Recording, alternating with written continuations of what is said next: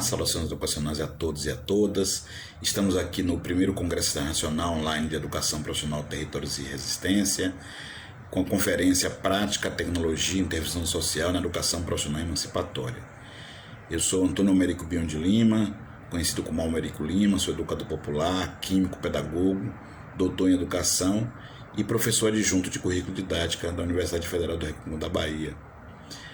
Também sou pesquisador da Rede de Ensino, Pesquisa, Extensão e Educação Profissional e Tecnológica Pública da Bahia, a Rede EPT, que é uma rede de pesquisadores e pesquisadoras da UFBA, UFB, UNEB e IFE Baiano. Aproveito para divulgar o nosso canal do YouTube, temos alguns vídeos bastante interessantes das nossas lives, e também deixar aqui com vocês o nosso contato para que vocês possam, quem se interessar, possa depois entrar, se inscrever. Temos também aqui, deixei aqui meu e-mail, para que também quem se interessar possa também fazer algum tipo de contato, caso queira. Minha trajetória que me traz até esse momento é de pesquisar trabalho e educação dos trabalhadores, seja educação profissional, educação do campo, tanto nas dimensões políticas, das políticas públicas, quanto nas questões pedagógicas, especialmente currículo didática. Também tenho um interesse muito grande em epistemologia, teoria do conhecimento, metodologia de pesquisa, ensino-aprendizagem, filosofia de história da ciência, em particular relações entre ciência, técnica e saberes populares. E nessa condição, na participação que tenho tido em diversas bancas de mestrado e doutorado com o tema educação profissional, eu tenho também tentado focar bastante, não apenas no conteúdo explícito da tese ou da dissertação, mas também na questão metodológica, que me parece extremamente importante. Eu queria aproveitar para mandar também um abraço para a coordenação do Congresso, na pessoa do professor Arão Souza, e parabenizá-los por essa iniciativa tão importante em tempos em que ciência e educação são negadas, e que nós possamos ter mais congressos como esse para realmente discutir os temas de importância para a educação. Para nós começarmos nosso trabalho freirianamente, eu imaginei algumas perguntas que a gente precisa fazer, mas para um mecanismo de realmente de uma certa provocação e um início de um diálogo, um diálogo que nós vamos ter pelo chat e vamos ter no decorrer do Congresso. Que tipo de problemas pedagógicos nós, que atuamos na EPT, enfrentamos? Se a gente imaginasse uma entrevista que fizéssemos com vários atores sociais da EPT, nós verificaríamos que as reclamações elas iam variar, mas girar em torno de algumas questões extremamente importantes. Estou colocando apenas no aspecto pedagógico, sem aqui esquecer das questões de caráter financeiro, político, estrutural, que também nós passamos. Então, se eu perguntasse a um gestor, e eu já conversei com vários, eles reclamam muito da falta de base de quem entra naquele determinada instituição, vindo do ensino fundamental, geralmente ensino fundamental público, e eles sentem falta dessa base, dessa chamada base de matemática, português, de inglês, e mesmo também de ciências naturais e ciências sociais. Também ouvi gestores reclamarem de professores sem experiência, professores que entram são doutores, mestres, doutores, mas que nunca deram uma aula na vida e também não têm uma formação pedagógica, Saem de um bacharelado e fazem o mestrado e doutorado sem uma proficiência pedagógica. Se eu perguntasse, além do gestor ao coordenador pedagógico, ele reclamaria da falta de integração. O que eu tenho ouvido muito é a reclamação de que, apesar do currículo ser dito como integrado, ele na prática ele é desintegrado, é desarticulado. E também eu ouvi muitas reclamações que os professores, esses mesmos professores que o gestor reclama, não querem planejar, não querem aprender técnicas inovadoras, é só aula expositiva, e 50 slides por aula seria pouco para alguns. ao mesmo tempo, uma visão equivocada de avaliação, com a prova pegadinha, né? Para mostrar que ele é, como a gente diz aqui baianamente, que ele é retado. Então, um professor retado é aquele que reprova mais. Então, é uma cultura que nós precisamos combater. Se eu perguntasse a um professor da BNC, né, além de todas as questões em relação à carga horária, em relação às condições de trabalho, ele poderia falar, como alguns já me disseram, que não quer que os estudantes não querem saber das disciplinas da base curricular comum, né? Que eles preferem, né, as disciplinas técnicas e que tem que pegar as pessoas pela mão para poder que eles possam aprender determinado conteúdo, e por isso eles preferem dar aula na pós-graduação, onde as pessoas são autônomas e ele não precisaria fazer esse tipo de coisa. Também percebo uma impressão que eles têm dos professores técnicos, né, da área técnica, formação técnica, em relação à questão deles não serem licenciados, né? Esses professores não são licenciados e por isso seria uma das razões para uma aprendizagem não tão eficiente. Se ao contrário eu perguntasse também a um professor da formação técnica específica, eu notaria, como já notei, né, que eles afirmam que os estudantes não querem saber da fundamentação, só querem saber da prática. E isso aqui é algo importante porque é um senso comum na sociedade de que educação profissional é sinônimo de prática, é sinônimo de saber fazer, é sinônimo de aprender fazendo, mexendo nas coisas, botando a mão na massa, e que isso seria o que motiva as pessoas a irem para a educação profissional.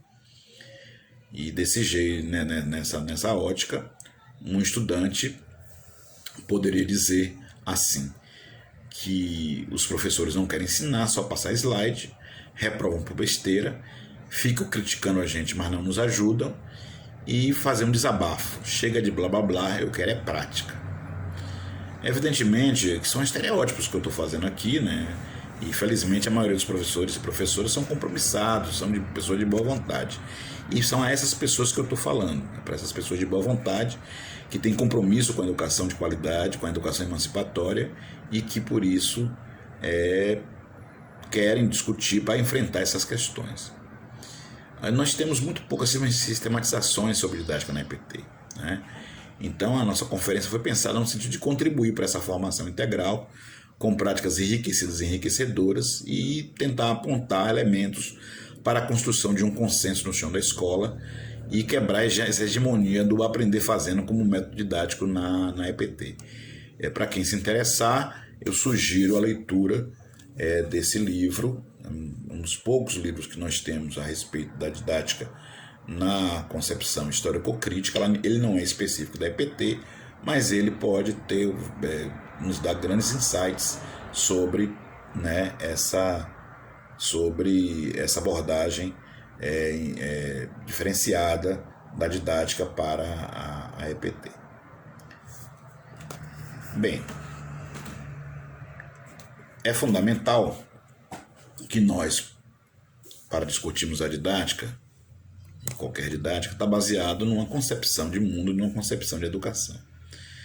Por isso aqui eu retomo aqui de forma breve uma discussão que para muitos será uma discussão já velha ou já batida, mas que é necessária para que a gente possa situar em que tipo de concepção nós estamos falando. A educação profissional emancipatória que nós defendemos é uma educação integral que tem o trabalho como princípio educativo. Pensa no trabalho como nas suas múltiplas dimensões, né?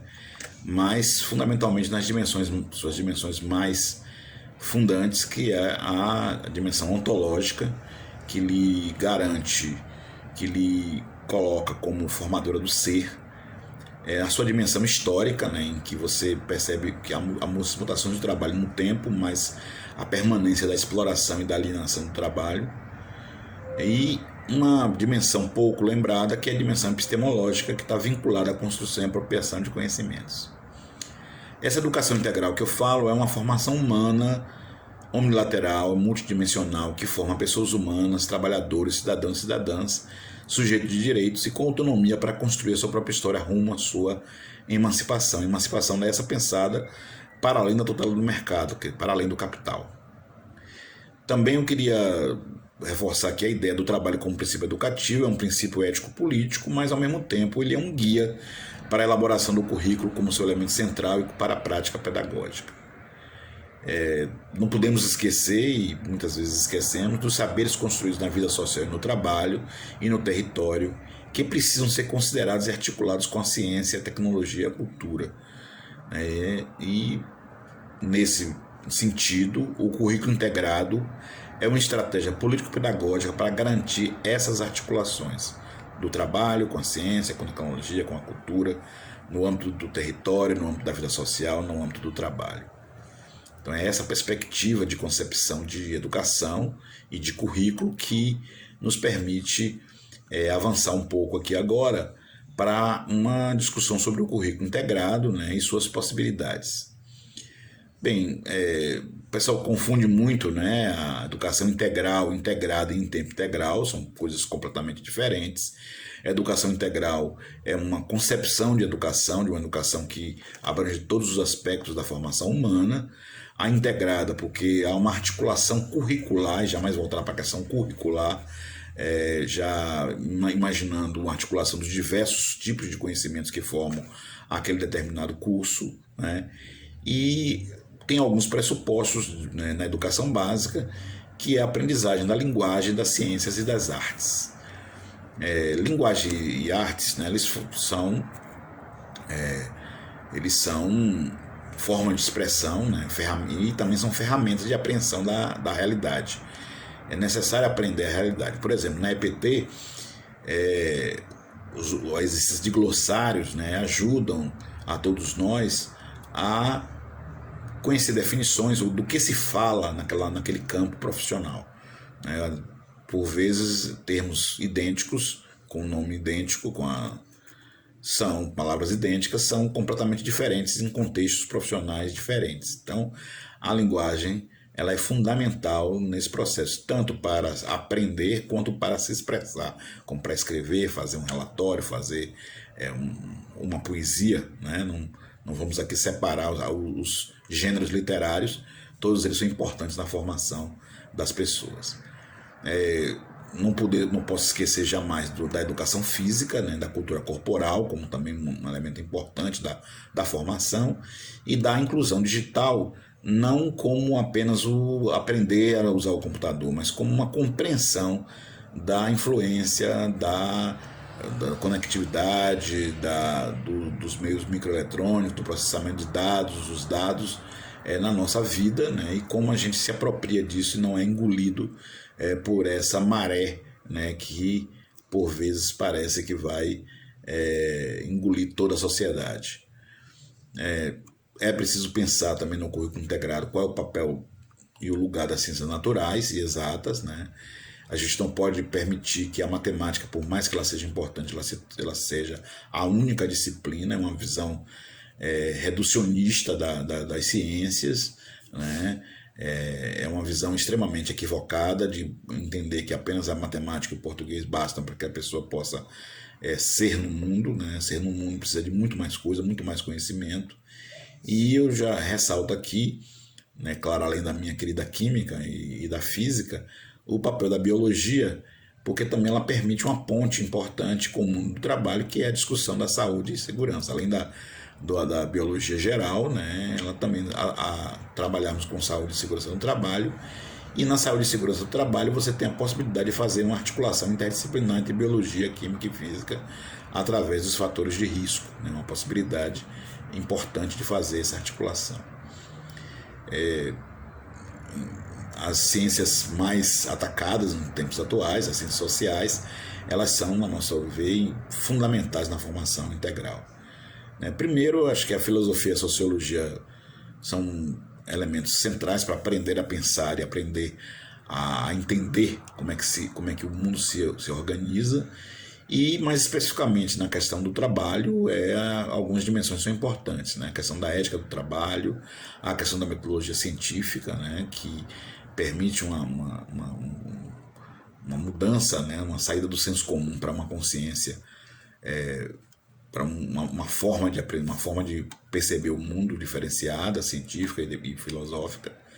E também questões relacionadas à organização do processo de trabalho e da organização social do trabalho, que aí são dimensões mais sociológicas, mas que contribuem para que a pessoa possa entender por que o processo do trabalho funciona de determinada maneira e como também se organiza socialmente o trabalho, tanto o detentor do capital quanto os trabalhadores, como eles se organizam nesse processo. Um outro elemento importantíssimo das ciências humanas na educação profissional é a história e a geografia, né?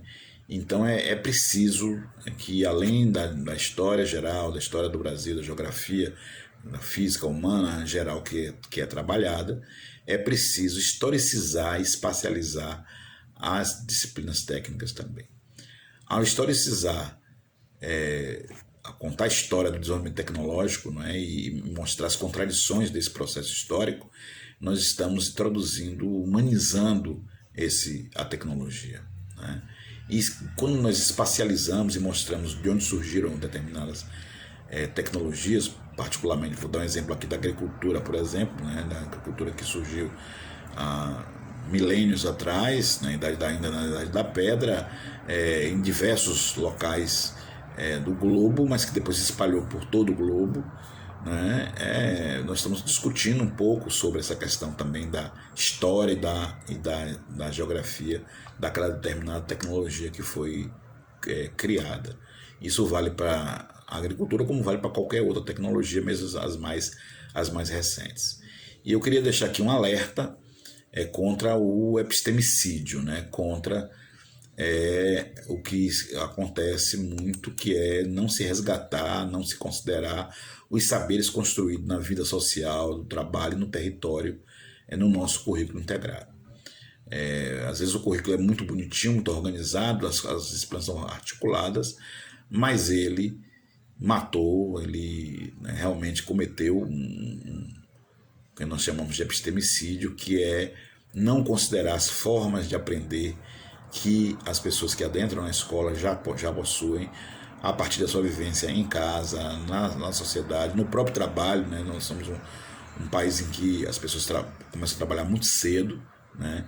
E essas vivências, esses saberes construídos são fundamentais, são importantíssimos para serem integrados no currículo. Eu queria também destacar aqui 3 aspectos do currículo que não são muito comuns de serem abordados, né? Geralmente nós trabalhamos na visão disciplinar e por vezes interdisciplinar, e não esquecemos que existem elementos, conteúdos, conhecimentos, saberes que são transdisciplinares, que perpassam todas as disciplinas. A primeira é a questão do belo e do bom, né? É importantíssimo para uma educação profissional emancipatória que nós tenhamos uma percepção do fazer bem feito, de fazer da melhor forma possível, do fruir estético em relação ao trabalho, que aproxima o trabalho, né, do artesanato, da arte do artesanato, né, de um fazer que é agradável para as pessoas. E também na perspectiva ética, né, do valor de uso para que possamos melhorar a vida das pessoas. Então essa perspectiva do belo e do bom é algo que ajuda muito a fazer a ação interdisciplinar. Também queria, um outro aspecto que é pouco lembrado, é o aprendizado simbólico no campo profissional, né? Então o ethos, os mitos, né, os próceres, né, são elementos que você vai aprendendo, né, nas leituras, e quando vai para o mundo do trabalho isso aparece com uma força muito grande, mas é preciso discutir isso também no processo de formação. Existem mitos fundadores, né, que aqueles que detêm o poder criam a respeito das tecnologias, criando uma ideologia da tecnologia que preciso que sejam colocados. E tem os próceres, né? Os grandes as grandes personagens, né? Esquecendo que milhares de outros personagens, né, foram apagados da história. Então é muito importante que não se aprenda apenas num curso de informática apenas sobre Bill Gates e Steve Jobs, que são, além de serem, claro, né, inventores e criadores, são empresários de sucesso. O modelo acaba sendo um modelo muito mais do empresário do que do inovador. Também precisamos pensar que existe um conjunto de contribuições, né, por exemplo, para a matemática e para a informática, que não estão nos nossos livros, né, normalmente nos nossos livros. É o caso de Ada Lovelace, né, um exemplo aqui de mulheres que tem um papel fundamental no desenvolvimento da informática, mas também na matemática, a Hipátia, que é uma egípcia de origem grega, né, ainda antes de Cristo, que também na Biblioteca de Alexandria contribuía, né, com as discussões da astronomia e da matemática, né. Temos o caso da Wang Zhen, que é uma matemática chinesa também muito importante, que é pouco conhecida. E eu recomendo, vou fazer 2 recomendações aqui. Uma é um livro para crianças, mas que muito adulto deveria ler, que é As Cientistas, né?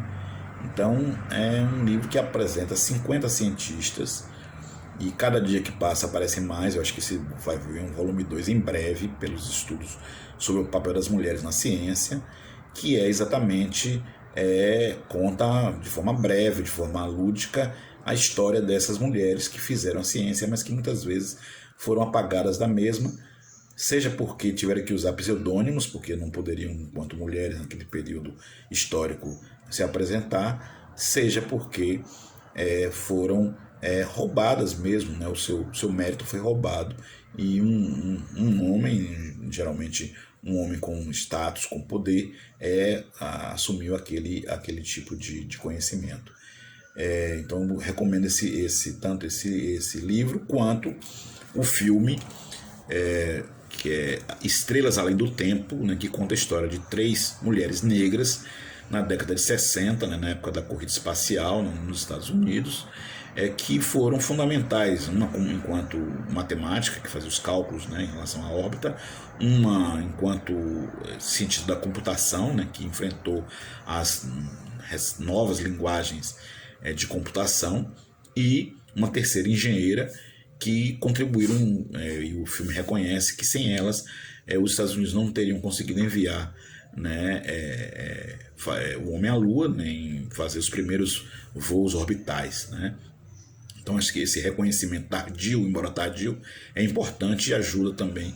Nós temos um alunado predominantemente feminino, né, maioria feminina, e precisa ter sua autoestima e e se reconhecer, né, nos processos, e não apenas ouvir repetidamente o nome de homens que, claro, que tiveram seu valor, mas que não foram os únicos a aprender.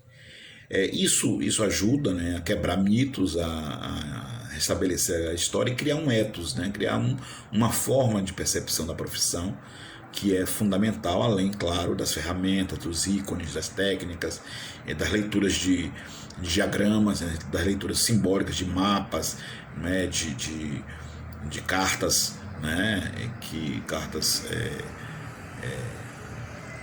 específicas de cada profissão, que são fundamentais para serem aprendidas. Eu não poderia deixar aqui de falar, né, em relação a isso, de que tem alguns pressupostos que são fundamentais para que isso aconteça, né? Isso não cai do céu. Uma coisa é a questão dos vínculos não precários do professor.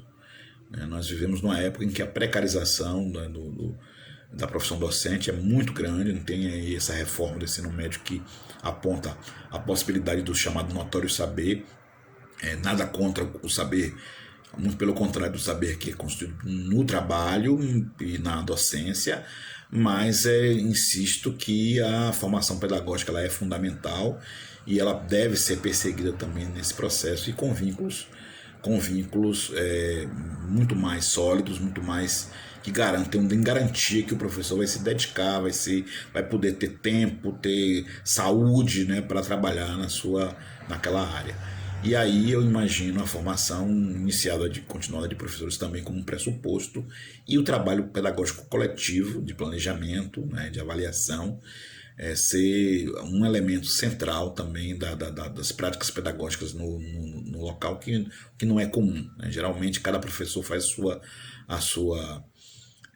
seu planejamento. As chamadas ACs são odiadas, né? As pessoas preferem ficar em casa ou sozinhas, não querem trabalhar coletivamente, e isso não contribui para um currículo integrado. Muito pelo contrário, o que se vê às vezes é repetição de conteúdo, sombreamento de conteúdo, e grandes oportunidades poderiam estar sendo atendidas se a gente pudesse, né, ter de fato um planejamento coletivo.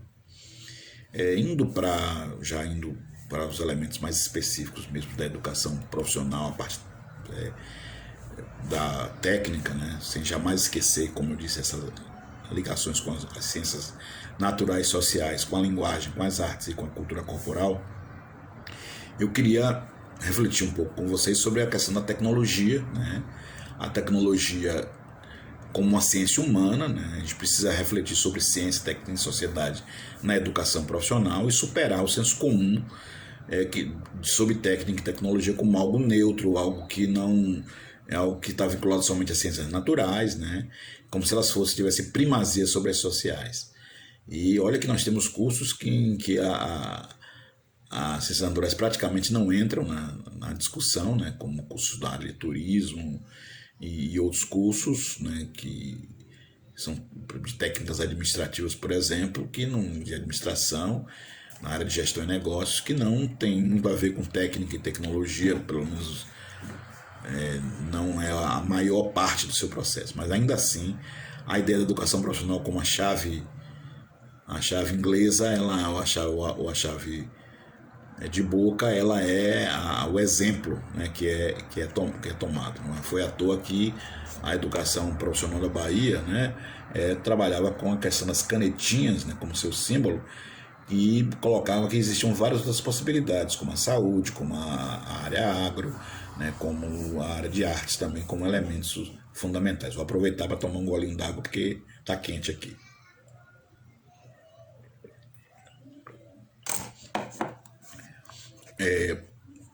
Então, retomando, nós não podemos imaginar que tecnologia é apenas um conjunto de técnicas referentes a uma profissão, nem apenas o saber fazer.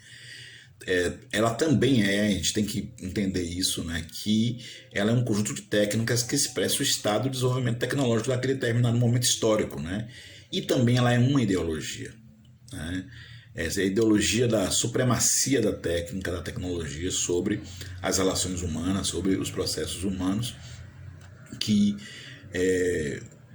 torna pseudo, de uma forma totalmente distorcida, né, como algo neutro, quando ela não é neutra, nunca foi e nunca será neutra. Então nós precisamos levantar elementos para uma filosofia da tecnologia, para uma teoria crítica da tecnologia, fazendo uma crítica ao determinismo tecnológico, que é aquela visão de que a tecnologia só poderia ter ido por aquele caminho, como se fosse um caminho natural, e que não houvessem outras possibilidades que foram eliminadas no decorrer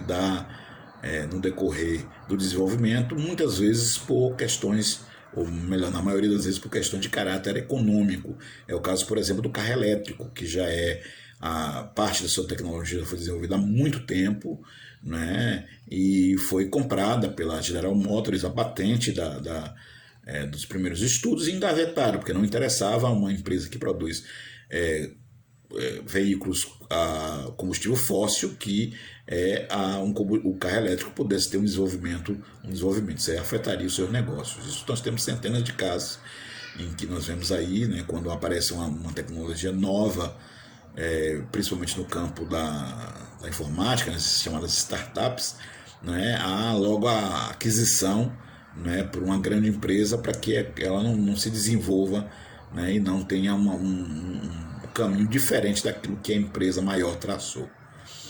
Então, assim, para resumir, é pensar a tecnologia como uma ciência humana ou das atividades humanas e observar sempre o seu aspecto econômico, político, social, histórico, cultural e educacional. E aí eu vou para aqui para a gente poder imaginar, né, que eu recorro, né, uma peça de Bertolt Brecht, o grande teórico alemão, quando ele faz a peça Galileu Galilei, né? Galileu Galilei, né? O cientista italiano que teve que jurar perante a igreja para não ser queimado, né? Que a Terra não se movia. Ele tinha visto, né, pelas suas observações com telescópio, pequeno telescópio e tal, descoberta a luz de Júpiter, etc., mas ele se foi obrigado a cometer esse perjúrio de dizer que ela não se movia. Só centenas de anos depois é que a igreja reconheceu que Galileu estava certo, né? Tem uma fala que eu gosto muito em que Galileu, né, Brecht coloca na boca de Galileu a seguinte expressão: eu insisto que a ciência existe para eliminar a canseira humana. Então essa declaração ética, né, de Galileu, ética e política, de que os esforços humanos, né, de desenvolvimento científico devem ter uma direção. E eu parafraseio que o tecnológico também, né, no sentido de eliminar a canseira humana. E aí é importante um campo de estudo chamado estudo CTS, Ciência, Tecnologia e Sociedade, que atua desvelando e compreendendo as relações complexas que existem entre esses três elementos. Parece que é uma linha reta, né? Ciência, tecnologia e técnica, ciência, tecnologia e aplicação, ciência, tecnologia e produto, mas é uma relação extremamente complexa, né? Ciência, tecnologia e sociedade, e eu sugiro que se interessar possa também se aprofundar um pouco nesse processo, até porque existe o ocultamento de tecnologias não convencionais, de tecnologias apropriadas, né, que são mais adequadas àquele determinado contexto, contexto ambiental, contexto social, e também de tecnologias sociais que são formas de resolução de problemas humanos de baixo custo, de forte impacto e de uso livre. Então não são voltadas para o lucro e por isso elas são simplesmente esquecidas e ocultadas, né, nos processos produtivos. E claro, se você trabalha apenas com as tecnologias chamadas convencionais e algo que tem uma propriedade, você está ajudando a reproduzir sujeitos alienados, subsumidos e não sujeitos emancipados. Então é importante pensar fora da caixinha, trabalhar com inovações no sentido verdadeiro da palavra inovação, né? Não no sentido mercadológico da palavra, mas no sentido de transformação mesmo daquela realidade, daquele problema humano que apareceu. E aí vem o conceito de tecnologia social, né? Que é também extremamente importante, e é preciso pensar, né, que impacto essa concepção de tecnologia, de técnica, ela tem sobre os nossos currículos, né, dos cursos de nível médio e também nos cursos superiores de tecnologia. Então não é só os cursos de nível médio que tem esse problema, nós temos também a questão dos cursos superiores de tecnologia como algo bastante importante. E aí eu tenho também uma sugestão de leitura aqui. Nós temos um autor brasileiro pouco conhecido, que é o Álvaro Vieira Pinto. Aqui esse livro na verdade, uma análise das relações do pensamento dele com o pensamento freiriano, porque ele foi contemporâneo de Paulo Freire, mas ele praticamente orientou, né, Paulo Freire em relação às dimensões da tecnologia, do trabalho e diversas perspectivas em relação à questão da ciência, né, uma relação bastante interessante. Ele tem um livro em 2 volumes, bastante denso, chamado Sobre o Conceito de Tecnologia, que eu aconselho também quem se interessa a ler. Eu acho que vale a pena fazer essa discussão. E outro livro também aqui importante, que é o Ciência, Tecnologia e Sociedade no Brasil, que exatamente é um livro que dá um resumo de um conjunto de estudos feitos no Brasil, né, sobre tecnologia, inclusive tecnologia social, Nós temos aí o professor Renato Dagnino como um dos grandes expoentes desse processo, e esse livro é um dos vários livros que tem retrata a questão da ciência e tecnologia e sociedade. Indo já agora para começando a nossa finalização, eu queria, antes de apresentar uma experiência prática que me parece extremamente rica, né, e necessária, eu queria discutir um pouco com vocês a questão do significado da prática na educação profissional. Então, como nós dissemos lá no início, né, todo mundo reclama de que os estudantes só querem prática, né, e que a sociedade também, os pais, né, a sociedade vê a educação profissional como prática. Mas o que de fato é prática mesmo? Né? O que é essa ação humana? E como nós transformamos prática reiterativa, prática sem grandes reflexões, sem maiores reflexões, em praxis, né? Em uma unidade dialética entre ação e pensamento, entre teoria e atividade prática. Como é que nós discutimos com os nossos estudantes e também com os nossos professores, né, das várias áreas, a importância de ter essa unidade dialética, de não separar uma coisa da outra, né? E para isso a gente precisa lembrar da dimensão esquecida, né? É lembrar que o trabalho constrói conhecimento, que o trabalho,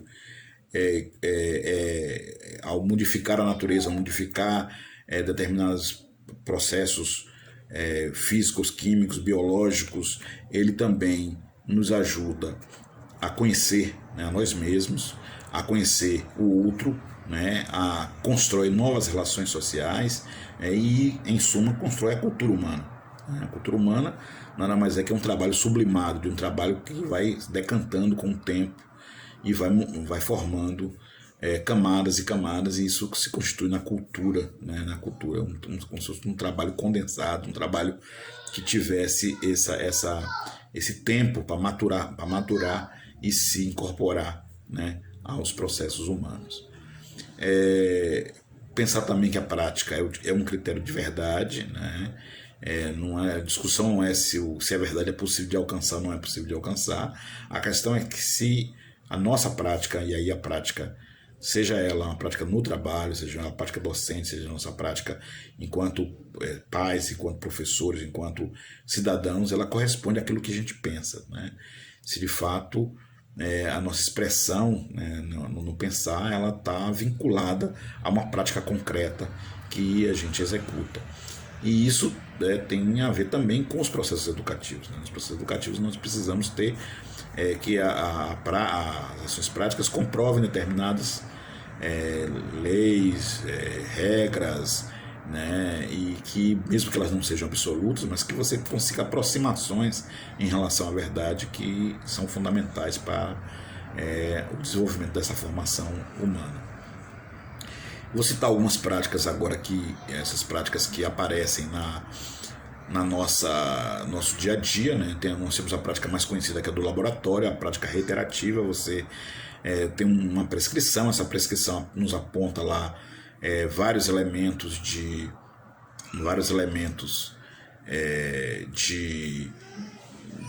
do que fazer, de que equipamento, que reagentes, que material que você utiliza e qual é o resultado que você vai obter. É claro que tem inovações quanto a isso, não é somente dessa forma, mas é a maioria das nossas práticas. Isso também tem a ver com um senso comum de que ter laboratórios bons e bem organizados e bonitos, belos, né? Eles são já um sinal, uma condição de que você teria uma boa educação, que não necessariamente é verdade. Você pode ter laboratórios que não são utilizados, você pode ter laboratórios que não têm, cuja utilização seja apenas para a prática reiterativa e não para uma prática mais transformadora e criadora. Nós temos a prática de campo, né? A ida a campo para observação, ou mesmo para algum tipo de atividade. É uma atividade mais próxima do real, mais próxima da realidade, não é? Há um grau de imprevisibilidade nesse processo. E tem a visita técnica, que você, embora seja espectador, você está vendo o real acontecendo na sua volta, e se você for estimulado a ter um espírito crítico, você vai poder aprender bastante né? Não apenas fazer aquele relatório chato, né? Mas fazer um relatório vivo, né? Do que aconteceu em todas as suas dimensões. Nós temos também a prática como resolução de problemas, né? Inovação e tecnologias sociais. Nós temos a prática no trabalho, estágio, que é um ato educativo, né? Que a gente aplica os conhecimentos no mundo do trabalho concreto. Isso é muito importante, o estágio é algo fundamental, seja ele um estágio em empresa ou estágio social, né? É muito diferente aplicar uma injeção num boneco e aplicar uma injeção em uma pessoa que está às portas da morte, né? Completamente diferente. E eu vou ao extremo, né? Se você tiver uma pessoa ali que tomou um tiro e que está algemado a uma cama e com um policial do lado e você vai ali tendo que aplicar a injeção, então é completamente diferente. Então o estágio nos enriquece, né, do ponto de vista da aplicação dos nossos conhecimentos em situações reais, que sem dúvida é fundamental para a formação das pessoas. Temos também a questão da prática enquanto memória e recuperação dos saberes construídos no trabalho, na vida social do território, que é algo também que é muito importante, né? Conhecer o que está acontecendo em volta, que tipo de conhecimentos práticos os nossos estudantes trazem, né?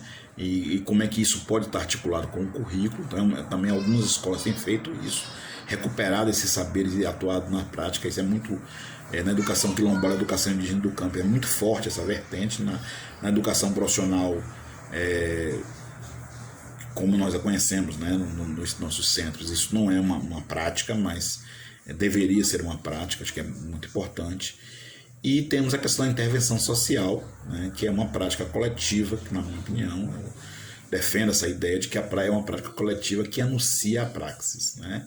A intervenção social seria, então, sem desprezar nenhuma das outras formas, uma culminância, uma síntese disso que nós defendemos, que é ações interdisciplinares, ações vinculadas com ciência, tecnologia e sociedade, aprendizado pela prática, mas uma prática reflexiva, né? E esse conceito, né, foi cunhado na experiência da educação profissional da Bahia entre 2010 e 2016, a rede estadual, né? Foi pensado então a intervenção social como um princípio pedagógico. E aí eu vou contar um pouquinho dessa experiência. Ela não nasceu da cabeça de nenhum iluminado, ela aconteceu na prática do chão da escola, né? E da relação dessa escola com o território imediato. Então, eu vou citar aqui duas das escolas que eu me lembro bem: a Escola Unildo Sucupira, né, que hoje é um centro estadual de educação profissional em Salvador, e o Colégio Rubens Nogueira em Serrinha, que respectivamente fizeram dois projetos muito interessantes, um de eletricidade, em que você procurava as casas, as pessoas que tinham uma situação precária em relação a ligações elétricas, e fazia um projeto de intervenção naquela casa, mas isso era discutido com a comunidade, né? Quais casas iam ser atingidas, como é que seria o processo, a comunidade ajudava a participar do processo junto com professores e estudantes. E no caso do Rubens Nogueira, que é uma escola de ensino médio, mas que tinha curso técnico de informática, eles faziam meta-reciclagem, parte de computador que eram ligadas, né, eram aproveitadas, e o computador novo que surgia daquela meta-reciclagem era doado a instituições como o Clube de Mães, como sindicatos, né? Então, ou seja, era uma forma de você estar ali aprendendo, né, a mexer com a tecnologia, mas também tendo uma finalidade social para aquele processo. E isso finca a raiz no território, isso é fundamental, porque finca a raiz no território. E ao perceber isso, nós vamos teorizar sobre isso, né? Vamos tentar imaginar que a intervenção social, ele é um princípio, seria um princípio pedagógico, ele seria um valor, né, um valor que a rede deveria internalizar, que ele precisaria, para ser caracterizado como intervenção social, aplicar a base científica, criar ou utilizar de forma criativa uma tecnologia já existente e fincar raízes no território, resolvendo um problema social concreto, né? Então, tornando esse princípio, a gente foi fazer a disseminação e o financiamento, né? A Secretaria de Educação, através da Superintendência de Educação Profissional, SUPROF de então, ela financiou né, esses projetos que eram apresentados, né, sempre com estudantes e professores, né, sempre um processo dialógico, né, com essas duas categorias, e foram realizadas várias feiras, mostras de caráter local, territorial e estadual, e alguns desses projetos foram inclusive a serem apresentados nacionalmente e internacionalmente, né? Mas não como algo de uma construção pessoal, mas como algo de uma construção que fosse que ela fosse de fato bastante positiva. Essas feiras e mostras, elas não tinham um caráter de competição, não tinham um caráter de mostrar quem era o melhor, mas sim de apresentar para a sociedade o que é o fruto do trabalho, daquele trabalho, né? Agora, as ações que mais me impressionaram são as ações interdisciplinares de intervenção social, né, o serviço comunitário, estágio social, que me parece que se expressam melhor, né, o que é essa ideia da intervenção social como um princípio pedagógico. É porque você, em determinado momento, numa comunidade escolhida pela escola, pela unidade escolar, você faz um trabalho interdisciplinar com serviço comunitário, com pesquisa, com aplicação de tecnologia social, ou seja, um conjunto de ações que a sociedade percebe, né, que o porquê da existência da escola, e o estudante percebe também, junto com o professor, a importância da disseminação da tecnologia social e que efeitos vai ter na vida das pessoas. Isso aumenta a autoestima, motiva, é muito emocionante, né? Eu acho que são elementos também de caráter subjetivo importantíssimos no processo. Eu vou citar aqui pelo menos 3 casos, são dezenas, quem tiver interesse pode depois solicitar, né, que tipo de trabalho foram desenvolvidos, mas eu vou citar aqui o exemplo de um mapa turístico digital em uma área quilombola, né, que foi construído a partir da visita, né, dos estudantes em que elaboraram esse mapa. O triciclo Aspersou, que um filho de camponês, filho de trabalhador rural, ele via o pai carregando peso, né, para fazer as aspersões, e ele imaginou uma bicicleta, né, fez uma modificação, criou um triciclo com apoio, com tudo, para que o trabalhador pudesse, nesse triciclo, percorrer, né, as plantações e não ficar tão cansado, né, do peso daquele material nas suas costas. E 2 outros bastante simples, mas muito interessantes, que é a enxada semeadora, né, uma enxada que permite que, ao mesmo tempo que faz o buraquinho no solo, ele coloque a semente sem se abaixar, né? E a cortadora de palma, que corta a palma em pedacinhos, né? A palma como um alimento, utilizada como alimento das criações, né, em época de seca, né? E é um trabalho pesado, geralmente feito por mulheres, e esse trabalho, essas duas, parece coisa bem simples, né? Puxa, a pessoa ainda usa enxada, usa muito enxada, né? E é uma tecnologia simples, social, e que, como eu disse em relação a Galileu Galilei, né, elimina a canseira humana, né? E isso tudo, em resumo, leva a um novo sujeito coletivo, que é o pessoal da EP, que eu chamo. É um pessoal que se incorpora à ideia de que a educação profissional é algo positivo para a sociedade, que divulga a existência da escola para os seus colegas, para a sua família. Ou seja, nós estamos de fato criando um sujeito coletivo capaz de contribuir para as mudanças sociais, para a melhoria da vida das pessoas. Acho que esse é o grande resultado que se tem com a compreensão do trabalho como princípio educativo e também da intervenção social como princípio pedagógico. Então eu vou ficando por aqui, acho que até eu já ultrapassei o tempo, peço desculpas pela qualidade da gravação, eu ainda sou neófito, né, nesse problema de gravação, sou muito mais de escrever do que de mesmo falar presencialmente, do que fazer gravações, e peço desculpas, mas aí estamos aqui à disposição de vocês para qualquer debate, para qualquer discussão, né? Vocês vão dar aí o chat para poder colocar, eu estarei durante o congresso, durante todo o tempo, tentando participar e debater com vocês, trocar ideias para aprender também, né? O importante é o pensamento freiriano de que é uma relação dialógica de aprendizagem que a gente tem, que a gente gostaria muito de trocar. Um grande abraço a todos e a todas e vamos até o congresso.